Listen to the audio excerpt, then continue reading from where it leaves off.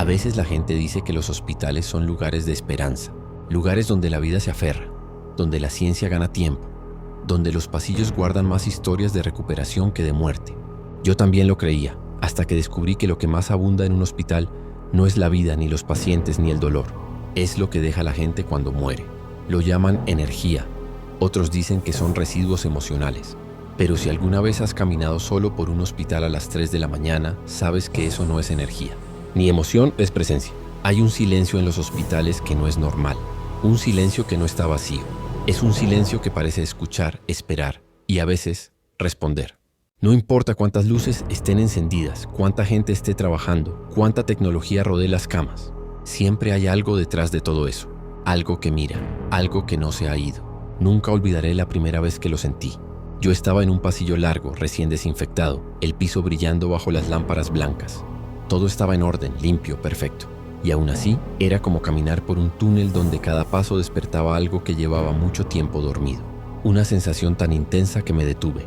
Literalmente dejé de respirar por un instante. No había nadie a mi alrededor, nadie. Pero juro que algo respiró cerca de mí. Esa es la peculiaridad de los hospitales. Nunca estás realmente solo. Incluso cuando el lugar parece vacío, incluso cuando los pasillos están cerrados, cuando las puertas del quirófano están apagadas y las camillas están alineadas como soldados dormidos, hay algo más. Algo que no firma ingresos, no aparece en los censos, no figura en los archivos. Algo que camina sin dejar huellas. Y lo peor no es escucharlo. Lo peor es cuando te das cuenta de que eso te está escuchando a ti. Porque algunas historias no las cuentan los vivos. Se filtran entre los respiradores apagados, entre las mantas dobladas, entre los lockers del personal nocturno. Historias que el hospital intenta olvidar, pero que siguen ahí, aferradas a las paredes, a los números de las habitaciones, a las luces que parpadean sin explicación. Y si hoy estás escuchando esto, es porque ya abriste un expediente que nunca debió abrirse. Uno donde las voces que quedaron atrapadas entre estas paredes todavía buscan a quien hablarle. Bienvenido. Las historias que vienen a continuación no deberían existir, pero existen e incluso ahora siguen respirando. Esto es Noche Cero y esta noche no estás solo.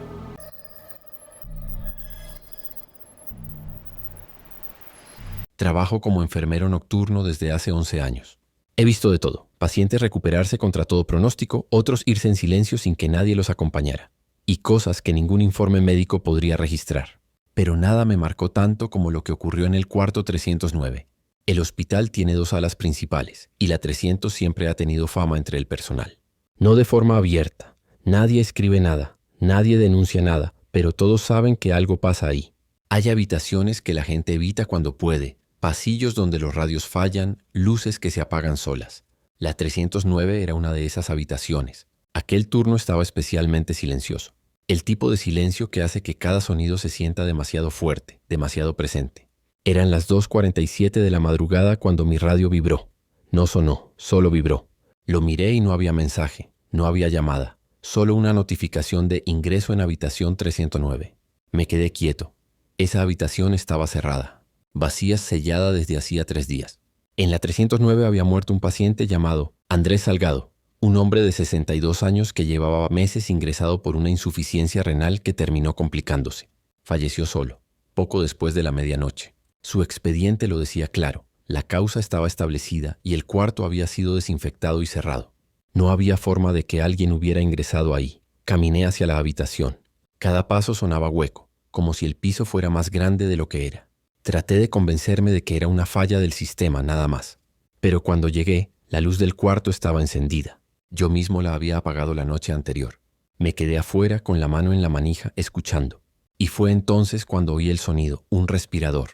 No era el sonido mecánico y constante de una máquina funcionando. Era el sonido de alguien respirando. Trabajo, pesado.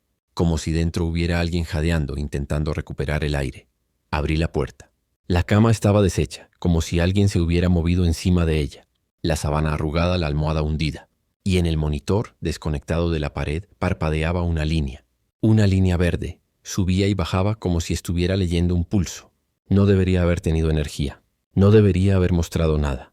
No había nadie conectado. Me quedé paralizado.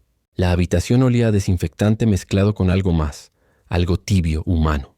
Como si alguien hubiese estado ahí segundos antes. El monitor comenzó a acelerar.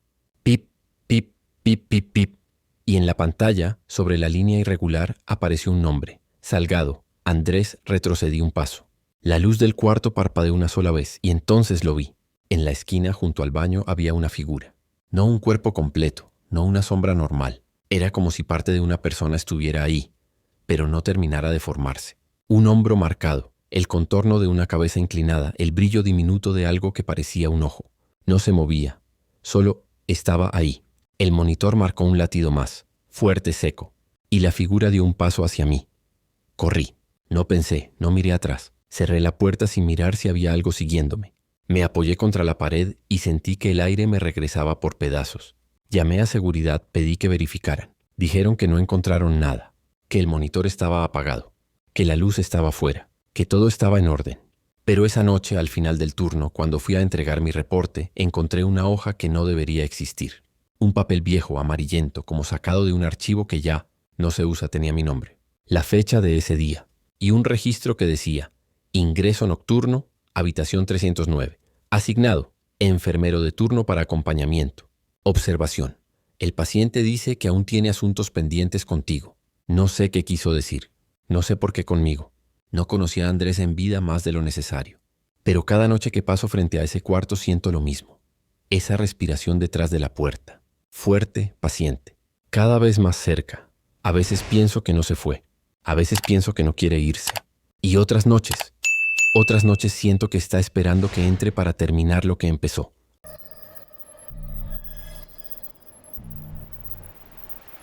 Siempre pensé que trabajar en el área de archivo clínico sería aburrido. Papeles, carpetas, documentos. Nada que ver con el caos de urgencias o la tensión de terapia intensiva. Pero lo que nadie te dice es que el archivo de un hospital es como un cementerio silencioso. Está lleno de historias de gente que ya no está, y cada hoja parece guardar un pedazo de ellos que nunca se fue. Yo trabajaba en el sótano, donde estaban los expedientes físicos que aún no se digitalizaban. Era un lugar frío, con luces fluorescentes que parpadeaban y estanterías altas que parecían no terminar nunca. Ahí fue donde encontré el expediente 47B.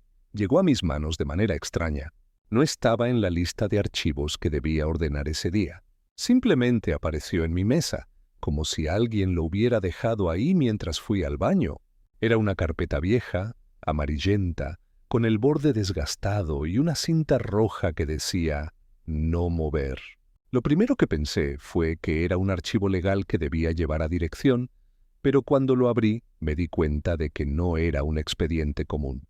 La primera hoja estaba escrita a mano, letra temblorosa, tinta negra. Decía: «Si estás leyendo esto, no abras la última página». Me quedé helado. Pensé que era una broma, un mensaje viejo, una advertencia de algún médico supersticioso. Pero algo en la letra, en la forma en que estaba escrita, me dio una sensación que no supe explicar, como si la mano que la escribió hubiera estado desesperada. Pasé la siguiente hoja. Era un informe de 1983, describiendo a un paciente no identificado. Edad aproximada, 40-50 años. Hallado en el pasillo del segundo piso, desorientado, sin documentos. Cuando intentaron hablar con él, solo repetía una frase: «No lo abras». No decía su nombre, no decía qué. Le ocurrió, no decía de dónde venía.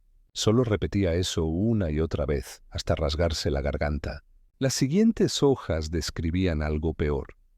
Pacientes que se acercaban a su cuarto y horas después aparecían en estado catatónico.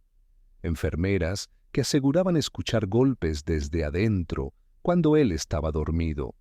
Doctores que decían ver a alguien más dentro de la habitación, aunque las cámaras mostraban que estaba solo. Cada informe era más extraño que el anterior, pero lo que me erizó la piel fue notar que la letra cambiaba. Algunas hojas estaban escritas por médicos, otras por enfermeras, pero había un par de hojas donde la letra no parecía humana, como si alguien hubiera intentado imitar la caligrafía de un adulto sin saber cómo sostener un lápiz. A medida que avanzaba sentía que el aire del sótano se volvía pesado, espeso, lento. Las luces parpadearon varias veces. La puerta del fondo, siempre cerrada, crujió como si alguien la empujara desde afuera. Seguí leyendo. Había un reporte del 17 de julio del 83. El paciente mordió su propia mano hasta arrancar piel. Repite sin parar que ya casi lo abre. Solicito evaluación psiquiátrica urgente. Luego otro. Desapareció una enfermera del turno nocturno. La última cámara la registró entrando a la habitación del paciente sin autorización. No volvió a salir. Y entonces, después de casi 40 páginas, llegué a la penúltima hoja. Era una nota corta. Quien abra este expediente verá lo que nosotros vimos. Quien llegue a la última página lo liberará. Mi corazón latía tan fuerte que escuchaba. La sangre en mis oídos. Cerré la carpeta. La dejé en la mesa. Caminé hacia la salida del sótano. Pero cuando intenté encender la luz del pasillo, no prendió. El sótano quedó a oscuras por un instante, solo un instante, pero fue suficiente para sentir que alguien estaba detrás de mí. Un susurro rozó mi oído. Una voz seca, rota, casi como un exhalar. No la abras. Encendí la linterna de mi celular, apunté hacia la mesa. El expediente 47B estaba abierto. Completamente abierto, la última página expuesta. Tragué saliva. Me acerqué despacio, temblando. La linterna parpadeaba como si algo absorbiera la energía. La última página no tenía texto, tenía una foto. Una foto borrosa, tomada desde un ángulo extraño, como si la cámara hubiera estado tirada en el piso. El pasillo del sótano, las estanterías y una figura de espaldas. Una figura muy alta, muy delgada, inclinada hacia un estante como si buscara algo. No tenía rostro, no tenía ropa, solo piel estirada, casi gris. Pero lo peor no era la figura. Lo peor es que esa foto mostraba exactamente el lugar donde yo estaba parado. Miré la pared detrás de mí. Solo vi oscuridad, oscuridad profunda, sin forma, sin fin. Y desde adentro de esa oscuridad, algo respiró. Dejé caer el expediente, corrí escaleras arriba. No volteé, no quise hacerlo. Desde entonces, cada noche, alguien deja el expediente 47B en mi casillero. Aunque lo queme, aunque lo tire, aunque lo rompa. Y siempre, siempre está abierto en la última página. A veces no duermo pensando en esa foto. Porque si realmente muestra ese pasillo detrás de mí, significa que esa cosa no estaba buscando algo, estaba buscándome.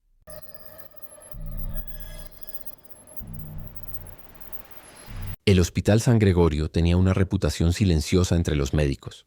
No era pública, ni escrita, ni comentada en voz alta, pero se sentía en la mirada de los empleados más antiguos cuando hablaban de la Sala 6, la sección más vieja del edificio. Era una zona casi olvidada, usada únicamente para pacientes terminales que necesitaban vigilancia mínima. Las luces eran tenues, los pasillos estrechos y el olor a humedad se mezclaba con el desinfectante como si nunca terminara de desaparecer. Fue ahí donde trabajó Mara, una enfermera experimentada, acostumbrada a los turnos nocturnos.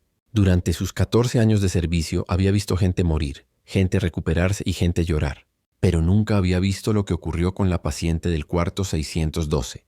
La mujer ingresó una noche lluviosa, acompañada por 2 paramédicos que bajaron la mirada cuando Mara preguntó qué había pasado. No dejó de hablar, dijo uno de ellos, pero no entendíamos nada. El otro agregó, solo repetía lo mismo, que la dejaran en la habitación correcta. La paciente se llamaba Elvira Dávila, 79 años, historial médico sin nada fuera de lo común, excepto por un trastorno del sueño que llevaba décadas tratando. Cuando la colocaron en la cama, Mara notó que la mujer respiraba de forma desacompasada, como si hubiera corrido. Los ojos permanecían entreabiertos, temblando, y sus dedos se movían hacia los bordes de la sábana, pellizcándola una y otra vez. Esa primera noche, Elvira no durmió. Se quedó mirando la ventana, sin pestañear, como si viera algo afuera. Cuando Mara le preguntó qué observaba, la anciana respondió con una voz tan suave que apenas se escuchó. «Vienen por mí». Mara intentó tranquilizarla, asegurándole que estaba segura, que había personal vigilando. Pero Elvira negó con la cabeza y apretó las sábanas con más fuerza. «No ustedes», susurró. «Ellos». Las noches siguientes fueron peores. Cada vez que la enfermera hacía su ronda, encontraba la cama de Elvira movida unos centímetros. Primero hacia un lado, luego hacia otro. Después más cerca de la ventana. Al principio Mara pensó que la paciente se levantaba sola, pero las cámaras mostraban lo contrario. La anciana no se movía en toda la madrugada. Sin embargo, algo sí lo hacía. Una madrugada cerca de las 3:15, la alarma del monitor cardíaco comenzó a sonar. Mara corrió al cuarto esperando encontrar una crisis, pero Elvira estaba despierta, sentada, mirando directo a la puerta. «Ya están adentro», dijo sin mover un músculo del rostro. En ese instante el pasillo se quedó sin luz. Toda la sala 6 se hundió en una oscuridad espesa, casi sólida. Solo el monitor cardíaco iluminaba la habitación con un brillo verdoso. Mara sintió un escalofrío recorrerle la espalda y por un momento juró escuchar pasos. No pasos normales, eran lentos, arrastrados, como si algo caminara sin saber usar sus propias piernas. Elvira respiraba agitada. «Ciérrala, por favor, cierra la puerta», pidió. Pero antes de que Mara pudiera moverse, la puerta comenzó a cerrarse sola, despacio, sin un solo ruido mecánico. Elvira gritó, un grito real desesperado. La oscuridad del pasillo pareció moverse, como si tuviera vida propia. Algo se deslizó por el borde de la puerta antes de que ésta se cerrara. Una sombra larga, delgada, sin forma definida, que se extendió hasta tocar el pie de la cama. Mara retrocedió varios pasos. La anciana comenzó a convulsionar. El monitor cardíaco se volvió loco. «No los dejes entrar», susurró Elvira con la poca fuerza que le quedaba. «Ellos no descansan, nunca descansan», y entonces la sombra se elevó. Tomó forma por encima de la cama. Una figura sin rostro, sin huesos, sin límite. Parecía un bulto de oscuridad pura que respiraba, como si inhalara el aire de la habitación. Elvira dejó de moverse, la luz regresó de golpe. La figura se derrumbó como humo. La puerta se abrió sola, Elvira había muerto. El reporte oficial del hospital señaló paro respiratorio repentino. Nada más. Pero Mara juró que justo antes de que la anciana exhalara su último aliento, escuchó un susurro que no venía de ella. Una más. Desde esa noche, la cama del cuarto 612 aparece cada mañana 5 centímetros más cerca de la ventana. Siempre hacia afuera, siempre hacia la oscuridad. Mara pidió su traslado, y aunque ya no trabaja ahí, nunca volvió a dormir con las luces apagadas.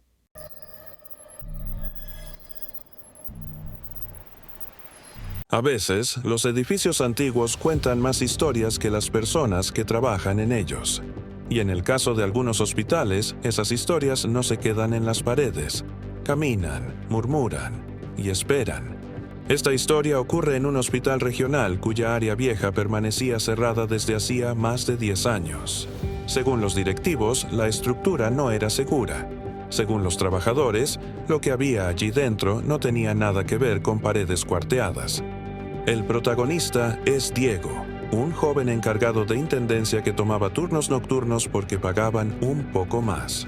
Un muchacho responsable, callado y siempre dispuesto a ayudar. Durante meses entró y salió del hospital sin ningún problema, hasta que un supervisor nuevo lo asignó por error a limpiar el área vieja. Diego le explicó que ese pasillo no aparecía en la ruta normal. El supervisor, sin escucharlo, le contestó: «Si está en tu lista, lo limpias. No seas flojo», y lo dejó sin opción. A la 1:47 de la madrugada, Diego tomó sus cosas y cruzó hacia la zona clausurada. Para llegar, debía pasar por una puerta metálica con candado, pero esa noche la encontró abierta, como si alguien ya hubiese entrado antes. Lo primero que notó fue el olor. No era el aroma químico del cloro ni el típico olor a hospital. Era algo denso, rancio, como humedad acumulada por años. El aire estaba tan frío que parecía que la temperatura había caído varios grados solo en ese pasillo. Diego avanzó despacio, empujando su carrito de limpieza, tratando de terminar rápido. Apenas dio unos pasos cuando escuchó el primer sonido. Tac, tac, tac, como si algo golpeara el piso, a lo lejos. No era paso humano. Era demasiado lento, demasiado pesado, como si lo arrastraran. Diego tragó saliva. «¿Hola?», preguntó con voz débil. Nadie respondió. Siguió avanzando. El pasillo parecía más largo de lo que recordaba. Había puertas numeradas, todas cerradas. Algunas tenían vidrio esmerilado que ya estaba totalmente opaco. Cuando pasó frente a la habitación 214, vio algo que lo obligó a detenerse. El vidrio estaba empañándose desde adentro, como si alguien respirara al otro lado. Diego dio un paso hacia atrás. No había pacientes ahí. Nadie tenía acceso. Todo estaba clausurado. Y entonces lo escuchó otra vez. Esa respiración, pesada, cansada. Justo del otro lado de la puerta, Diego retrocedió rápido. Agarró su radio para avisar que no iba a entrar ahí. pero la radio no encendió, ni siquiera hacía estática. Luego, el pasillo se iluminó apenas, como si las luces fluorescentes intentaran encender y fallaran. En ese parpadeo, Diego vio algo al fondo, una silueta encorvada, apoyada en el umbral de una habitación. Era imposible distinguir su rostro, pero sus piernas eran delgadas, casi huesudas. No parecía una persona viva. Diego sintió como el miedo le subía por la espalda. Dejó el carrito ahí mismo y comenzó a caminar hacia atrás sin darle la espalda a la figura. Pero la silueta se movió, un tirón brusco hacia adelante, como si alguien la hubiese empujado, y luego dio un paso torpe. Tac, ese mismo sonido, el que había escuchado al llegar. Diego corrió. Mientras avanzaba, sintió pasos detrás de él, no rápidos, pero constantes, como si lo siguieran arrastrándose, sin detenerse. Cuando por fin alcanzó la salida del pasillo viejo, la puerta metálica volvió a estar cerrada con el candado puesto. Diego empezó a golpearla desesperado. Del otro lado, un guardia la abrió. «¿Qué haces ahí?», preguntó molesto. «Esa zona está prohibida». Diego salió sin responder. Tenía la camiseta pegada al cuerpo por el sudor frío. Cuando volteó, el pasillo oscuro quedó otra vez en silencio. Ni pasos, ni respiración, ni silueta. A la mañana siguiente pidió cambio de área. Y lo consiguió.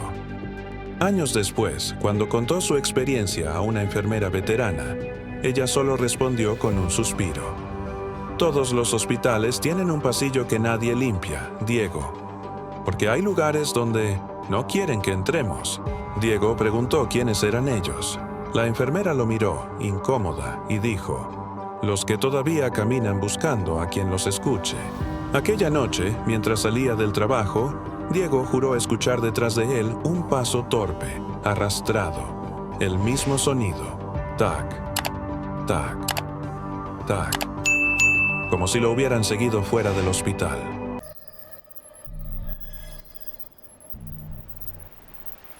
El sexto relato pertenece a Mariela, una enfermera pediátrica con más de 15 años de experiencia. Nunca había creído en historias paranormales, hasta la noche en que la hicieron cubrir un turno que no le correspondía. Era un domingo de guardia. Los pasillos estaban casi vacíos, las luces atenuadas, y el hospital parecía un gigante dormido. Mariela había terminado su ronda cuando recibió una llamada interna. «Enfermera Mariela, ¿puede supervisar a la paciente recién trasladada al cuarto 309? Ella se sorprendió. No había recibido ningún ingreso nuevo. Pero suponiendo que alguien olvidó notificarle, tomó su carpeta y subió al tercer piso. El piso 3 era el más silencioso del hospital, un ala destinada solo a pediatría crítica. Ese silencio no era normal. Ahí siempre había ruido de monitores o pasos apresurados. Pero esa madrugada había un vacío extraño, como si todo el piso estuviera conteniendo la respiración. Cuando llegó al cuarto 309, Mariela sintió un escalofrío. La puerta estaba abierta apenas unos centímetros y la luz tenue del interior dejaba ver la forma de una pequeña cama ocupada. Empujó la puerta despacio. Una niña estaba sentada al borde de la cama, con una bata demasiado grande para su cuerpo delgado. Tendría unos 8 años. Tenía el cabello largo, lacio, completamente negro. Sus pies no tocaban el suelo. Mariela sonrió suavemente intentando no asustarla. «Hola, mi amor, ¿cómo te llamas?». La niña no respondió. Miraba al piso, como si esperara permiso para hablar. Mariela dio un paso más. Fue entonces cuando notó algo imposible. La niña no tenía pulsera de identificación, ni hojas clínicas, ni equipo médico en su habitación. Nada indicaba que fuera una paciente ingresada. «¿Quién te trajo aquí?», preguntó. La niña levantó la cabeza. Sus ojos eran enormes, muy oscuros y profundamente tristes. Mariela sintió un nudo en el pecho. «No quieren que esté sola», susurró la niña. Su voz era suave, apenas audible, pero cargada de una angustia que no tenía sentido en alguien tan pequeña. «¿Quiénes no quieren?», preguntó Mariela. La niña no respondió. En cambio, giró lentamente su rostro hacia la ventana. El monitor apagado, que no debía registrar nada, emitió de pronto un pitido seco. Solo uno. como una advertencia. Mariela dio un paso hacia atrás. ¿Estás perdida?, insistió controlando su respiración. La niña deslizó sus pies hacia el borde y bajó de la cama con movimientos lentos, casi líquidos. Se acercó a Mariela y sin levantar la vista murmuró: ¿es que me cambiaron de turno? ¿Pero todavía no encuentran mi nombre? Mariela sintió que algo se quebraba dentro de ella. Ese tipo de frase no tenía sentido. Era como si la niña no supiera si estaba viva o no. Antes de decir algo, la niña levantó su mano. Sus dedos estaban fríos, demasiado fríos para estar en un cuarto cálido. ¿Puedes llevarme?, preguntó. Mariela tragó saliva. ¿A dónde? La niña apuntó con la mano hacia el final del pasillo, donde la iluminación era más tenue. A donde están los que ya se fueron, pero todavía me llaman. El pasillo entero pareció volverse más pesado, como si el aire mismo se contrajera. En ese momento, una segunda enfermera llamó desde lejos. ¡Mariela! ¿Qué haces aquí? Mariela volteó instintivamente. No habían pasado ni 2 segundos, pero cuando regresó la mirada al cuarto 309, la niña ya no estaba. La cama estaba impecable, el monitor apagado. Al revisar la carpeta de ingresos, no existía ningún traslado reciente. La otra enfermera frunció el ceño. Ese cuarto está vacío desde hace meses, Mariela. Pero Mariela comenzó a decir: había una niña. La otra enfermera la interrumpió. No abras esa puerta. Ese cuarto siempre llama a alguien en la madrugada. Mariela no volvió a cubrir un turno nocturno después de esa noche. Jura que desde entonces, cada tanto escucha en el eco del pasillo la misma voz que la estremeció. ¿Puedes llevarme?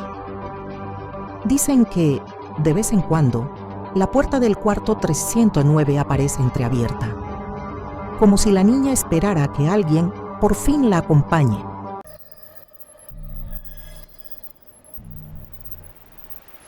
Dicen que los hospitales son lugares de ciencia, espacios donde la vida se salva, donde la lógica manda, donde lo imposible no tiene cabida.